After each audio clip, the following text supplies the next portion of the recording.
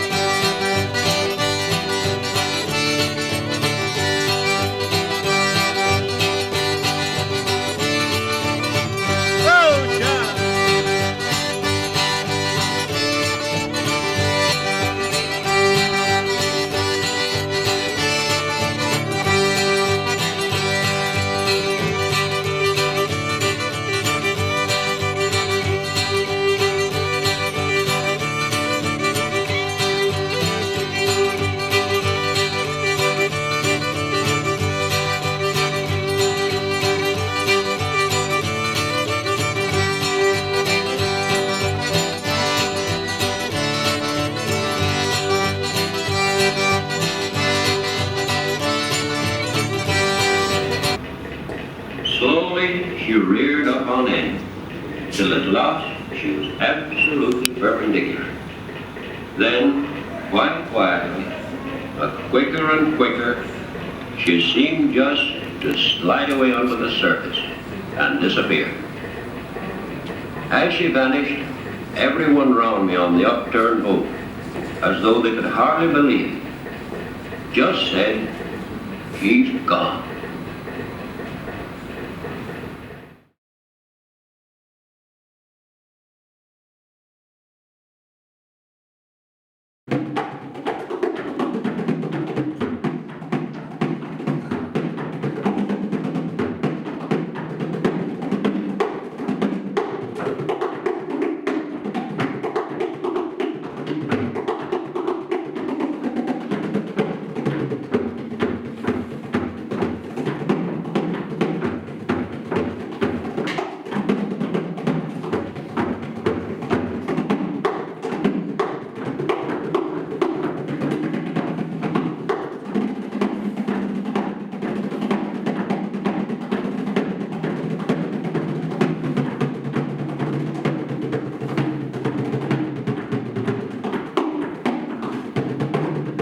Closer, I'm zooming out.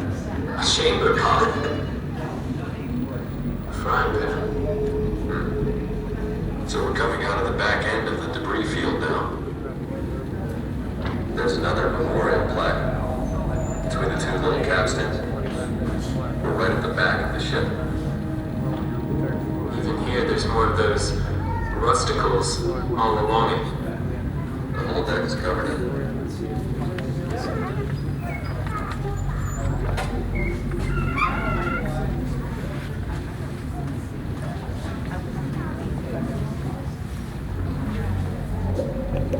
This would be the what, the poop deck? The very last part of Titanic to go down. People clinging to the railings. Must have been a terrifying sight.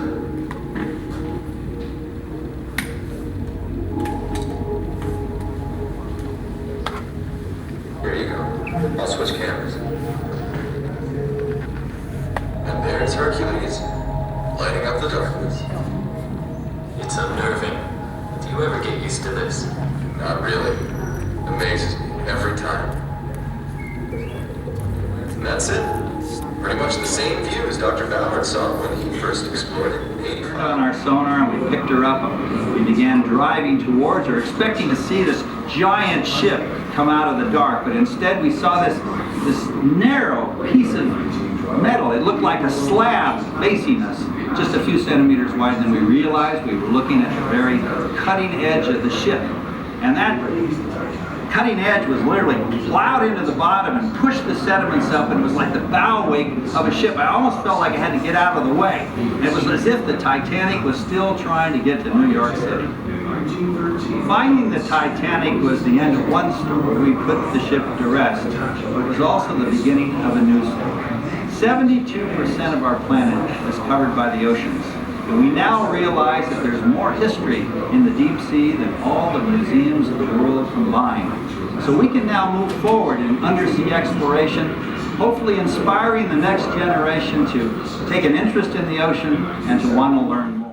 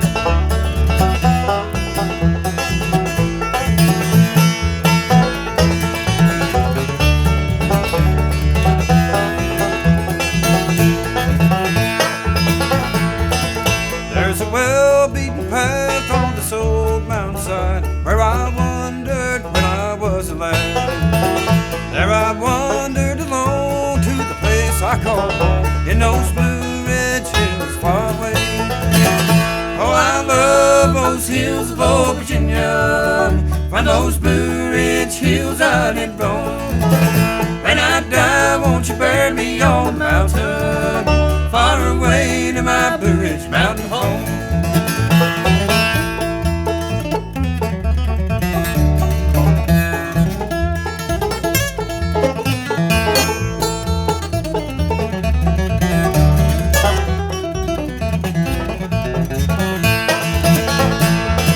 Now my thoughts wander back to the ramshackle shack in those Blue Ridge hills far away.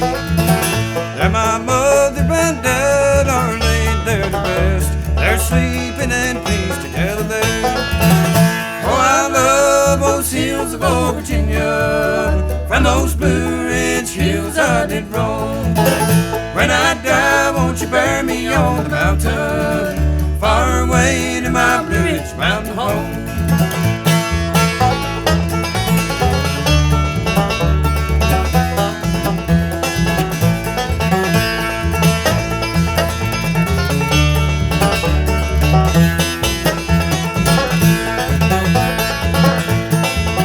I return to that old mountain home with a sigh. I've been longing for days gone by. When I die, won't you bury me on this old mountainside, make my resting place upon the hill so high. Oh, I love those hills of old Virginia, from those Blue Ridge hills I did roam. When I die, won't you bury me on the mountain, far away to my Blue Ridge mountain home.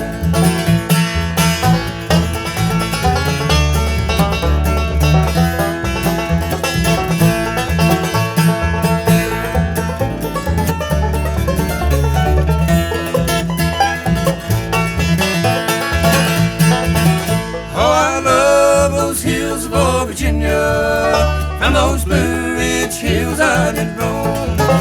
When I die, won't you bury me on the mountain, far away to my Blue Ridge mountain.